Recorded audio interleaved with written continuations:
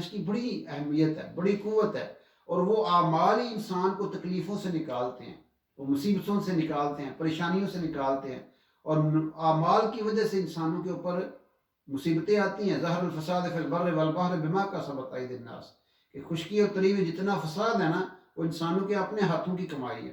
تو اس لیے ایک بڑا واقعہ آتا ہے کتابوں کے اندر، حدیث کی کتابوں میں آتا ہے کہ 3 دوست جا رہے تھے، اور وہ پہاڑی سفر تھا، تو موسم خراب ہوا، بارش شروع ہو گئی، اور وہاں پہ وہ تودے گرنے لگے، جیسے یہ لینڈ سلائڈنگ ہوتی ہے۔ اب وہ ایک غار کے اندر گئے تو ایک بہت بڑا پتھر آ کے وہ غار کا جو دامنا تھا جس سے وہ ان ہوئے تھے اس کے آگے آ گئے۔ اب وہ پریشان ہو کے کیا کرے، یہ کوشش کی اس کو ہلانے دلانے کی، لیکن وہ تو بہت بھاری تھا۔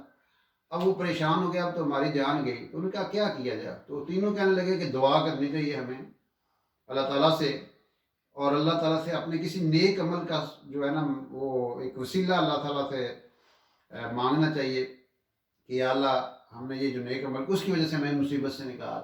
تو ایک نے دعا کی کہ اے اللہ تو جانتا ہے میرے والدین بوڑھے تھے، اور میں بکریاں لے کے جنگل میں جاتا تھا، رات کو آتا تھا، دودھ دو کر وہ میں اپنے سب سے پہلے والدین کو پلاتا تھا، اور اس کے بعد بچوں کو دیتا تھا۔ تو میرا والد، میں ایک دفعہ آیا تو والدین سو چکے تھے، تو میں دودھ لے کے کھڑا ہو گیا، میرے بچے مجھے وہ کہہ رہے تھے بابا ہمیں دودھ دے، ہمیں دودھ دے۔ کہا نہیں بیٹا، پہلے والدین کو دینا ہے پھر تمہیں دینا ہے۔ تو اللہ کی شان، وہ جب اٹھے ان کو دودھ دیا، اس کے بعد بچوں کو دیا۔ اے اللہ تیرے ہاں اگر یہ میرا عمل قبول ہے خدمت والا تو ہمیں اس مصیبت سے نکال۔ تو وہ ہٹا، تھوڑا سا سرک گیا، لیکن اتنی جگہ نہیں تھی کہ اس میں سے نکل سکتے۔ پھر دوسرے نے دعا کی، یا اللہ تجھے پتہ ہے مجھے ایک دفعہ ایسا معاملہ ہو گیا، مجھے ایک عورت اچھی لگی، اور مجھے اس پہ تصرف بھی حاصل ہو گیا، میں نے قابو بھی حاصل کر لیا، لیکن اس نے کہا کہ اللہ سے ڈر، یہ کام نہ کر، یہ گناہ والا کام نہ کر۔ تو میں اللہ تیرے خوف کی وجہ سے میں نے اس کو چھوڑ دیا۔ اے اللہ اگر تیرے ہاں یہ عمل مقبول ہے تو ہمیں تو اس مصیبت سے پریشانی سے نکال دے، تھوڑا سا اور سرکا۔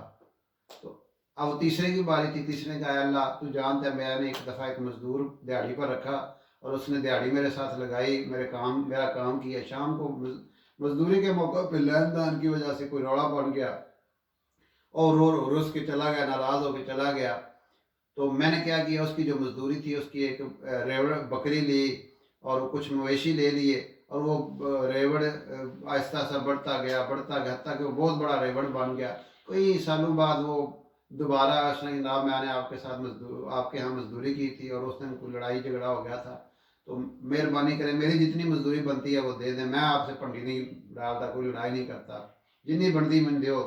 تو اس نے کہا کہ ٹھیک ہے۔ وہ ریوڑ دیکھ رہے ہو، وہ کتنے ہی مویشی اور بکریاں اور وہ سارا کچھ، ان کا کہ آپ میرے سے مذاق نہ کریں، آپ جو میری بنتی ہے وہی دیں۔ ان کا نہیں نہیں یہ آپ کا ہی ہے۔ تو وہ واقعہ بتایا کہ جو تمہاری مزدوری بنتی تھی اس کا میں نے یہ جو ہے آہستہ آہستہ کرتے کرتے یہ آپ کی وہ سارے جمع ہو گئی ہے۔ تو